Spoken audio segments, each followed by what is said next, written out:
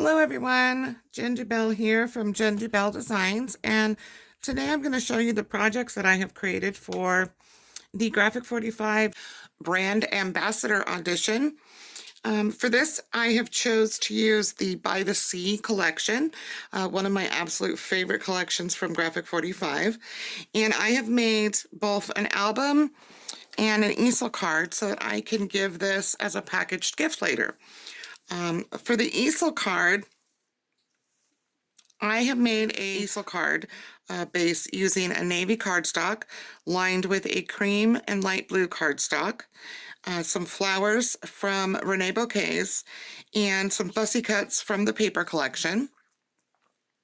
And I framed out one of the cutaways of the little kids in the sand with a chipboard frame that I wrapped in some of the paper. And that just pops up like so, and it can be set back here on the pocket, or I can use the chipboard piece, which is also from the By the Sea collection. Inside I have a small 3-inch pocket, and I've done some embellishing with this rope. I thought it was very nicely coordinated with the beach theme. And this pocket can be used for anything.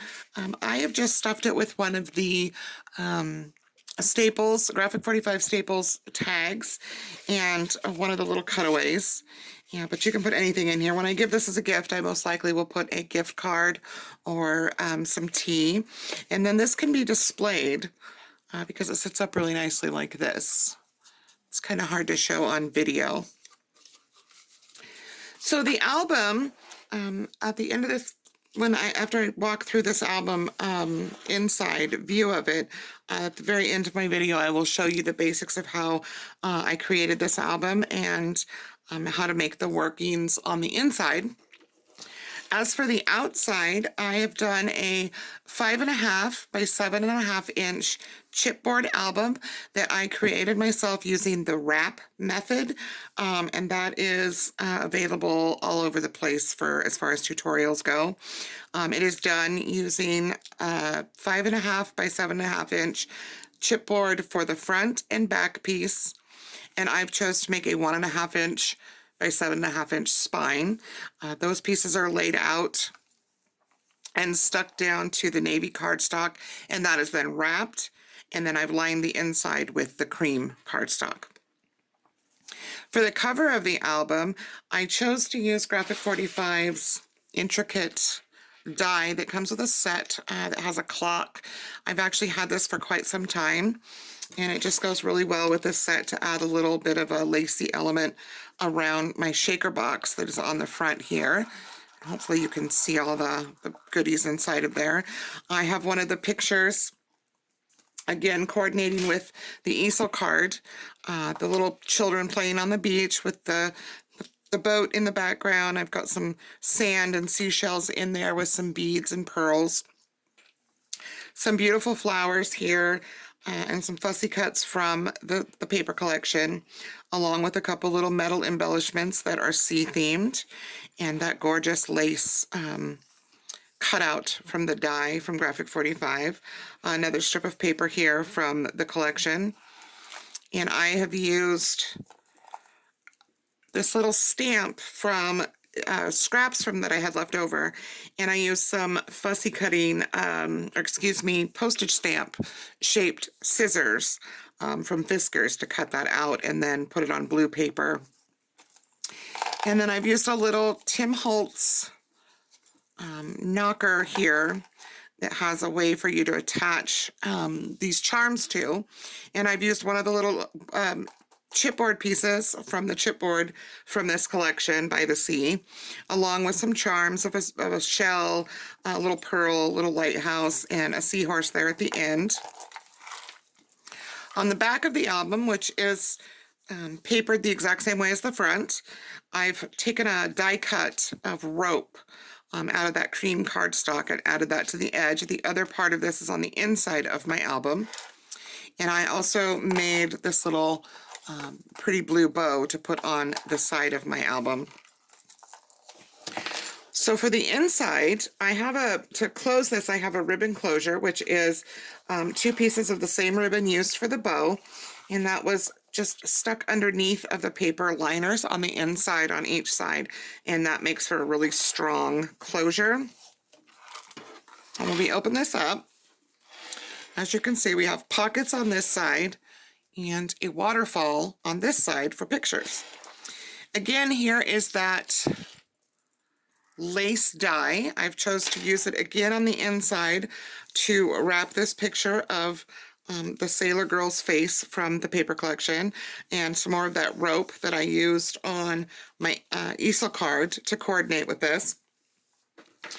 And I have placed the navy blue die cut on this same pattern paper here, just to make it a little bit thicker, and then I added some thinner chipboard to the back of it, just so this doesn't bend, and it'll last a lot longer for an album. And some more fussy cut shells here. For this page, I have a little tip out. You could put a picture here, or you could journal here. There's a little tuck spot here. I've just put a couple little shells, fussy cut shells from the paper, just for looks and kind of as a holder. They hold those other little paper elements. You could put anything in here, even another picture if you would like, but I did put a couple of these little cards in here. And in the video that follows, that shows the basic assembly of my album, I only showed this mechanism here with the angled pocket. However, when I decided to do the embellishing of the album, I chose to put 2 tags in here that I created, and I also used the Staples Staples tags from Graphic 45 with the alphabets and numbers on them for these as well, and then covered them in the papers. But I chose to add a second pocket with a notch in it behind this. There was plenty of room because this has a half inch score line all the way around, so there was plenty of room to slip another pocket in there, and it just worked out really well for these tags. And the backs of these tags, I've also used some of the cutaways that have the lines so that you can have a spot for journaling and just for memories. I love this one, Swim Little Fishy. On the spine on the inside, because we have that embellishment on the outside that goes all the way through, that it works like a, I'm not quite sure what a brad, so it has the 2 little metal pieces that spread open. I did put this strip of paper over it, which just added a little bit more of the rust-colored element from this paper collection, and I love that it says the sea is calling me. I'm a big ocean person, and I really liked that. So for the waterfalls, there's 6 here in this album, and they measure 5 by 5. They come from 5.5 by 5, but they have been scored at the 5.5 inch line, so that they make a 5 by 5 square. And I've just alternated the mats in a dark blue and a light blue, and then put the papers on them. This is the other portion of that net die that I cut out, and this can act as a tuck spot as well. You could slide a picture underneath of here, anything that you want there. And there, like I said, there are 6, so that makes for 12 places to put pictures. And I have tried to alternate a couple of them. I've added some little scraps that I had left over, and I fussy cut and made into little tuck spots. Others I did not do that. And here, this one, it has the larger version, which is from the 12 by 12, which I did use the 12 by 12 and the 8 by 8, as well as the stickers and chipboard to make this set. And so in the 12 by 12, you get the same patterns, but they are larger. And I chose to do this on purpose so you could put the picture up here and maybe put some journaling, like a continuation down here. And that's our 12 pages. There's another little tuck spot. I don't like to waste things, so when I have little pieces left over that I fussy cut and don't use, I like to put them in my album in different places. I've also lined, and I'll show how to do this in the following put together video. These are just strips also from scraps, and I have chose to cut those and line the score lines with them that coordinate. It just looks much more finished to me. And then this back behind here, I've just added a little pocket that you can put another tag in. Again, a Graphic 45 Staples tag. And that is my album. So stay tuned for the rest of this video so I can show you how I assembled the inside and outside of this album. Thank you. So I'm going to show you the basics of my album and how it is put together and the pieces that are needed to do so. It starts with a basic 5.5 by 7.5 inch chipboard album that I have used by, made by using 2 pieces of 5.5 by 7.5 inch chipboard and a piece that for the spine that measures 1.5 by 7.5. You can make your spine smaller or larger depending on what you're going to fill the inside with. This album will consist of an angled pocket on this side with a flip out and a waterfall that is 6 pages, making spots for 12 pictures as well as a pocket. So that is plenty of space. To start with, I've gone ahead and lined this side, and this will require 2 liners, and I chose, you can use any pattern you want. I chose 2 of the same, and these measure 5.25 by 7 1/8. And I have chosen to do a 7mm corner rounder all the way around the corners on these just for a little finished look. And then the inside spine piece, I chose a different patterned paper, and this will measure 1 1/8 by 7 1/8. I take Distress Ink Vintage Photo and edge all of my papers, and I like this color best with the By the Sea collection.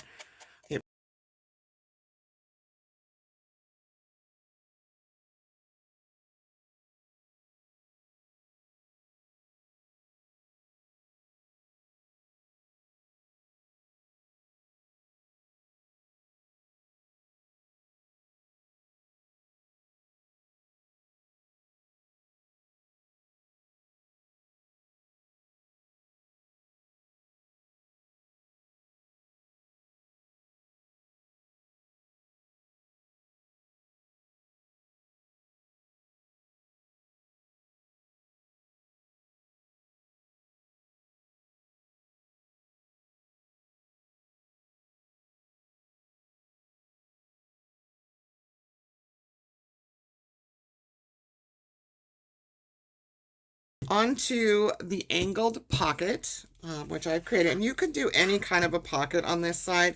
I have chosen an angled pocket with a bit of a flip out, and I am first going to ink this sheet of patterned paper.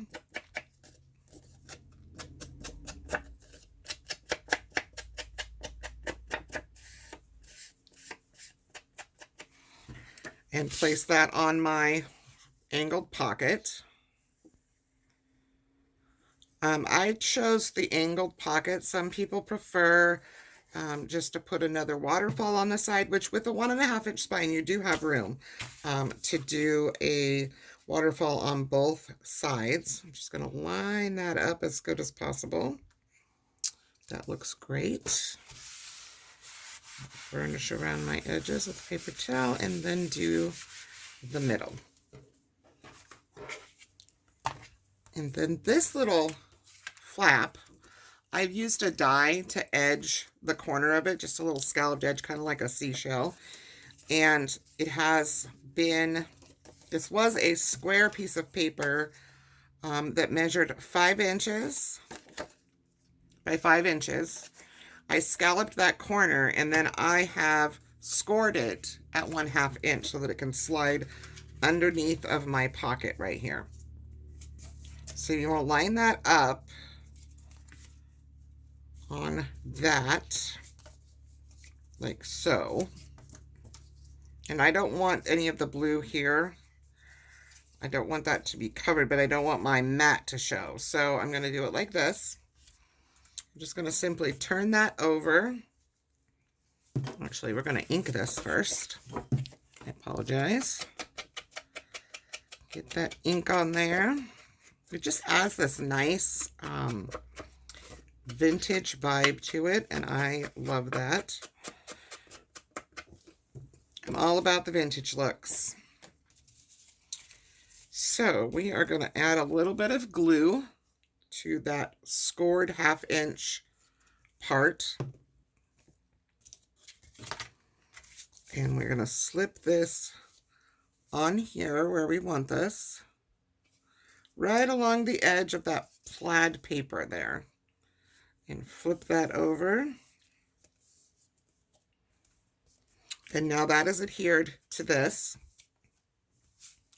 Now, if you want to use score tape for this, you can. It may actually make it a bit sturdier.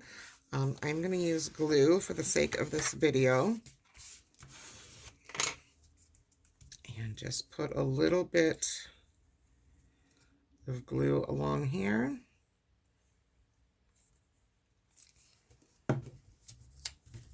And place this on.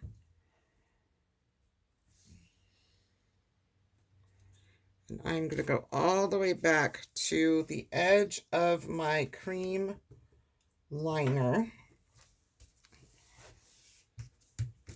And press it down. So now when I go to decorate, I have this nice little flap over here that I can add something to, and it has this lovely scalloped edge. Now I did take the Graphic 45 die that comes with the set with the clock, and I cut out from the same navy blue cardstock one of those. It's so intricate and pretty, and that is going to actually go here when I get all of my decorating done with some of the shells that were fussy cut from the paper. So that will go there when I'm done. Okay, so this side, for our right side, we are going to do the waterfall, and I will show you the basics. Now, the waterfall pieces, what is required, this is going to have 6 of them, and what you need for that is, this one we're going to do. So we're going to start with, I chose to use a light blue and a dark blue cardstock and mix it up, and I will alternate them in this book. I like color, and I just really wanted that because I did not put the light blue mats that I would be placing on the front and back of the album. So for this, these are 5.5 inches by 5. So 5.5 by 5. Are the perfect size for 6 waterfalls in here. Now, if you wanted to add more, you can do some math and measure and make more room. There's, like I said, with a 1.5 inch spine, there's plenty of room to do others. I've inked all the edges of these, and I've done most of these, but I will show you one that I did not pre-do. These all are scored at the top on the 5.5 inch side at 1/2 inch. And then burnish down, and then placing your paper, pattern paper pieces, which you will need 12 of these that measure 4 7/8 by 4 7/8. And I have also taken that 7mm rounder to both the mat and the pattern paper that I put on top, and also inked all of the edges with the Distress ink in Vintage Photo. So how these are put together. When you make these, you want to be mindful of which way your paper goes. So if you're using a pattern, for instance, this one, in the paper collection, the octopuses face this direction. So if this is going to be your upper, you want to make sure when you cut your rounds for your corners, which you only do 2 on this part and on this part, make sure that that is the right side of the paper, because you wouldn't want to have it upside down, if that makes sense. So what I did with these, here is my scored mat for my waterfall, first waterfall page, and I am going to ink the edges Sorry if I got my head in the frame there. Ink these edges up.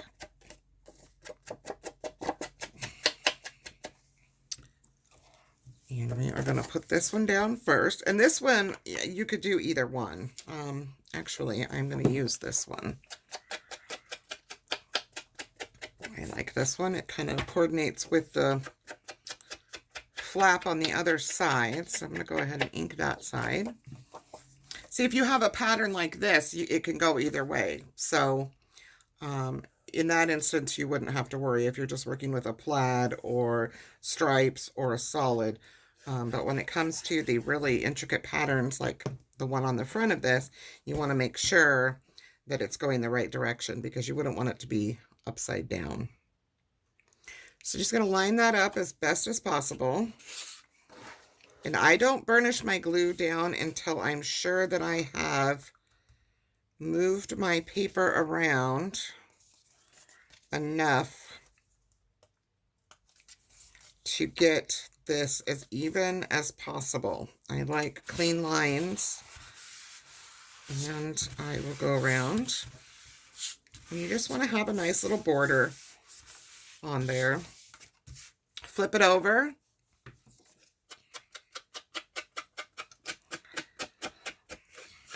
And I recently learned that this method is called thwacking. I've been doing this for years with my paper creations, and I never knew there was a name for it. So that was very interesting to me. So see, in this one also, this is another one that you could probably do both ways. I'm choosing to use the octopuses on this one.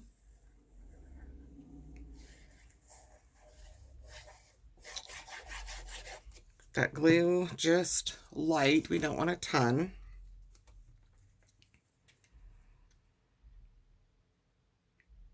Line that up. A little off there.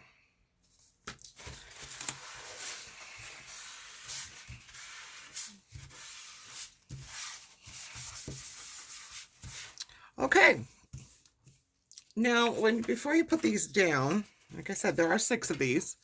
And before you put them down, just take a bone folder and gently go across it. Not too hard. It is paper. We don't want it to crack. I've done most of these already. So like I said, I'm going to alternate. So then I'm going to have a dark blue and then a light blue. And a dark blue and a light blue. Dark blue, light blue. Okay? Now, to put them down, you want to make sure this edge is crisp. Add a little bit of glue. And start with your first waterfall. You're going to line this up. Hopefully my head is not in the frame. We're going to line this up to the top of this. Just at the top of that cream colored cardstock. And we're going to put it down. Flip that open. See what that does there? Now see, I did get a little too much glue, but it is very easy to wipe off, and it dries clear, and is a matte. The glue I am using is a matte glue, so it won't leave your project all shiny. Now, when you go to do the second one, in this, line it up first, close this one. And this will show you if you have everything even before you move on. And then add your glue, and we're going to do that again. And I do this several times just to check. Like I said, I like clean lines, and I like my projects to look completely even if possible. Obviously, sometimes that doesn't happen. See, now this one is just a little off. So I can push it over just a bit and then burnish it down. Go back and make sure I didn't get too much glue. And see, this is the mechanism that we're starting to create, a waterfall effect. And this is so that you can put pictures here and here both. And it's very, like I said, you can add as many of these as you want. This album has 6, and you just continue going down just like those first 2 until you get to the stopping point of where you don't want any more waterfalls.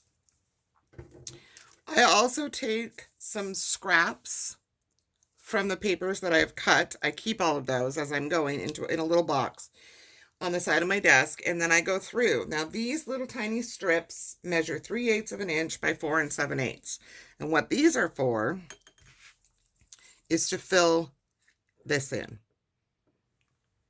because it just looks neat and clean and finished when you do that. These are a little bit harder to ink, but it can be done. You may get a little on your fingers, but it still works. So I am going to ink one and show you the difference between just having that big stagnant blue piece of paper there and actually having something that looks more finished. And just make sure you have your paper the right direction. Line that up as best as you can. I got a little bit too much glue again, not a problem. Line that up. And just see, that just looks so much neater.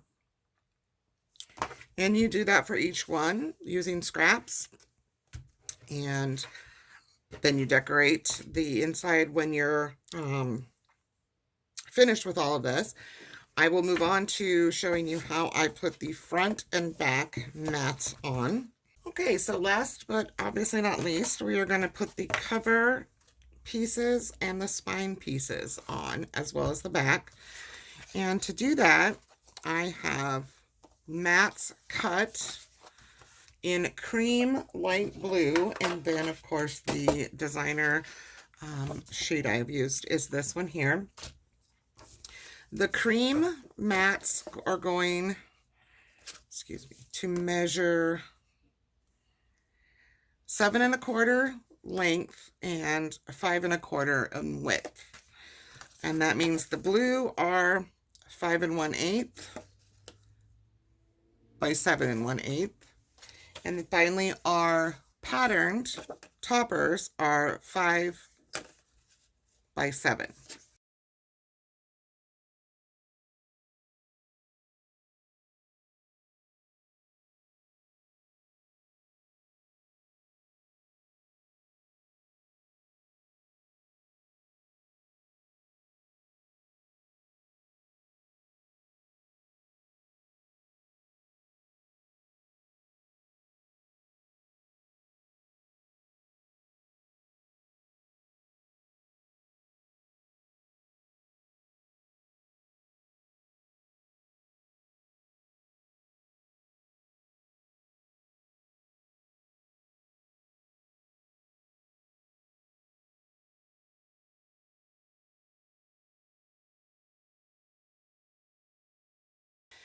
Now for the spine,